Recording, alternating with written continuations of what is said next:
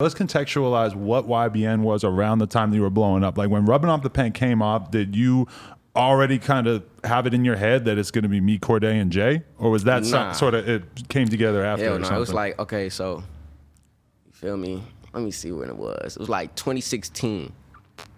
Like the end of 2016, I was like, fuck it, let me get a computer. I got a real computer and shit, like a desktop. I started really recording music and all that. So Glizzy, he was like, bro, we doing this YBN shit, and I don't give a fuck what you talking about. And like Glizzy, my right-hand man, like, it was me, Valley, and my homeboy Glizzy. So it was type shit like my homeboy Valley passed away and all that. So this is me and Glizzy, we chopping it up every day. Like, we not finna work for no other man or nothing. We finna have our own jobs and all that shit. And you feel me? Ever since then, I was just like taking music serious. Like, it was something that motivated me out of cuz. Like, I swear to God, like, he had that motivation. Like, he don't give a fuck about nobody. That's what's so crazy. Like, his pride so high, he don't give a fuck. Like, even back in the day, like, he used to be like, Nahmir, shut the fuck up. Like, bro, get out of here. Like, you acting like a kid and shit like that. His pride always been so high. But it was just one time, like, we was talking with my homeboy Untold, and he from New Zealand, and he don't believe in God or none of that. And I was like, bro, I'm working at Journeys right now. It's like, wow. It's like, that's a move. 2017 now, so I'm already making my little music, trying to do whatever I'm doing. I'm not getting no views for real, like probably like 1,000 views. You feel me? And this one day we just talking to each other and shit. And he don't believe in God or nothing. He was like, Lizzie was talking to him. He was like, fool, you just gotta pray this one time. Like, fool, I know you do all the devil worship and shit, and I know you be playing around because you don't believe. But like, fool, just believe this one time, fool.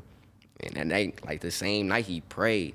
And then the next day, Worldstar hit me up to post my video and shit. And I was like, damn. No, matter of fact, Worldstar didn't hit me up to post my video. I woke up and my video was at 50,000 views. And I was like, damn. Then I went to school and I was like, yeah, y'all see my video? They was like, yeah, oh my God, you doing good. And like 2 days later, Worldstar hit me. And I swear to God, I just felt like it was because my homeboy had prayed that one time. And I felt like Glizzy gave him the motivation and gave me the motivation to do this shit. Damn, that's dope. But so then that gets popping, and are you like, what was your relationship with those guys at that time, and how did you like? Are you thinking like, because you know that's always a big decision if your career comes out. I never met them in person. Yeah. That's crazy. Like, I always talk to them over the game, and then I started fucking with them on the computer. So it was just like, after that, I blew up. Then I was like, damn, I know Jay. I ain't talked to Jay in like a year. Let me talk to this nigga. He hitting me up. He see me blowing up and shit. Holla at Jay. I'm like, fool. What's up? What you finna do? He like, nigga, my mom finna send me to the army, nigga. I'm finna go to the military. I'm like, what? I'm like, oh, hell no. Fuck that. Come to Alabama. So he just leave without his mom permission and ride with his homeboys, come to Alabama and shit. And it's the same day Glizzy on the train. Like, Glizzy and his brother, they on the train to come to Alabama because they just want to fuck with me and I got a show coming up, but they canceled the show and shit, like my first ever show. So it's like everything fell in together at the same place, and then Corday came in later on at Rolling Loud like 2017, and we started fucking with him for real. Right. And then he came into place too. And you feel me? We all just went up from there. But your quote was, they left this YBN shit in the dirt. Yeah. That was some real shit. It was like, wow, you can actually like, I felt like you had been holding that in for a while, like thinking about maybe I just won't ever address this. And then you finally sort of just let it spill out. I mean, like, it's because it's like, it be hella shit in the background. But at the end of the day, we all brothers. We all gonna say something that's gonna fuck up the image of this shit. We all gonna fuck around and slip up, do something that's gonna fuck up the image of this shit. It's always gonna be something with a group.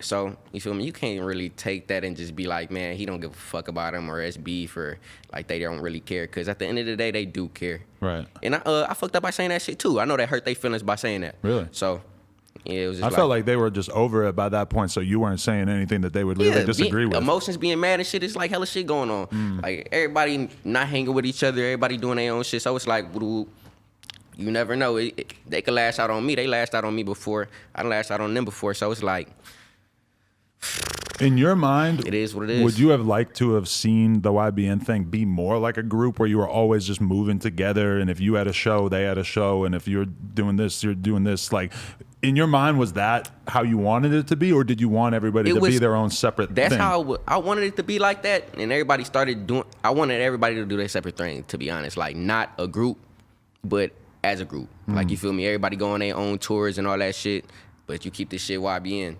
But the old niggas in the background, you gotta remember, it's always somebody that'll come around, fill your head up, and fuck it over. So that's what happened. Like Right. it'll be old people or somebody else that'll tell you, yeah, woo woo, you better than them, woo woo. They don't give a fuck about you, woo woo. Do that shit. You feel me? And that filled up all our heads, not just me, not just Jay, not Corday, but other YBN members too. Right.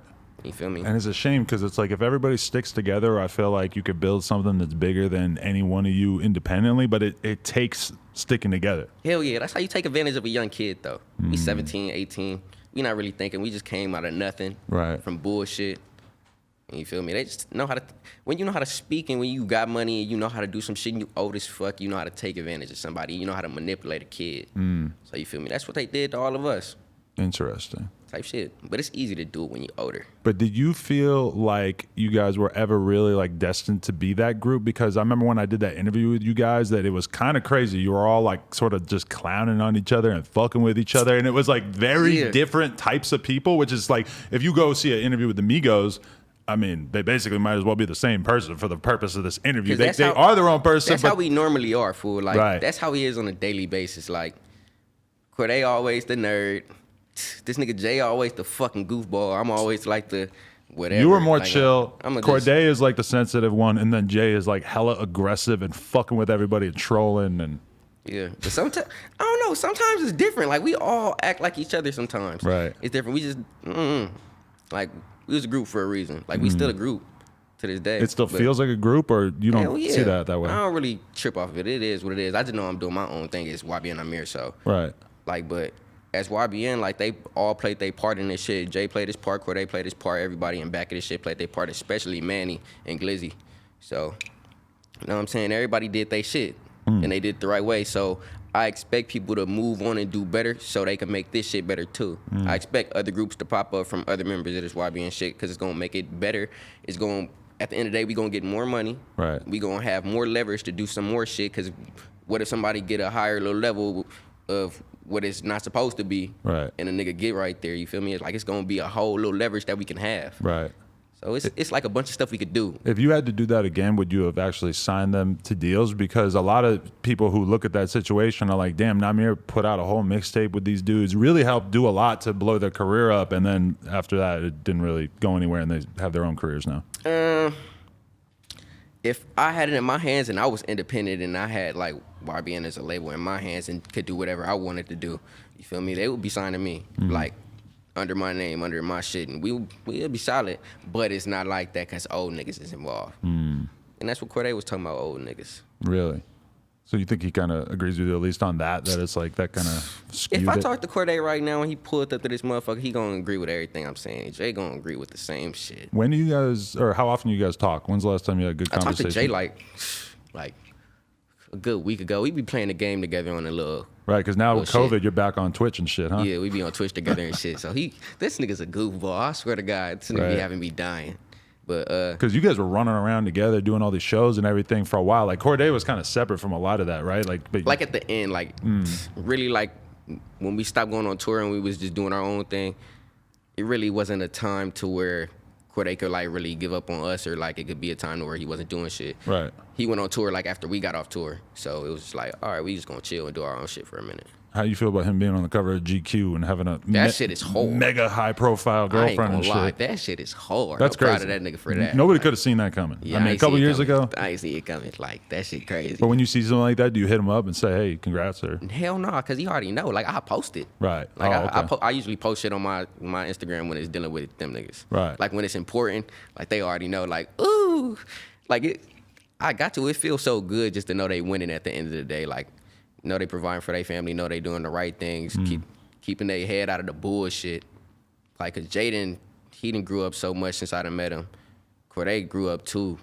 Like, just to see everybody grow up and do the right shit for their family, it just mean a lot, to be honest. I mean, Jay's had some wilds ups and downs. I mean, like him dating Black China was like such a huge thing when that happened, even though like, you know, it ain't like he the only one, but. Couldn't been the hottest nigga in the world. Like, I don't know. So with bro.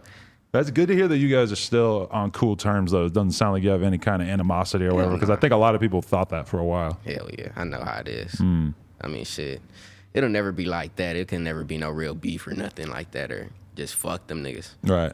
But are you Feel me? At the still end of the day, I wouldn't really hurt them. right? They'll probably be like, fuck you niggas, hurt your feelings. Right. But like, you feel me? I love them niggas, they love me. My brothers.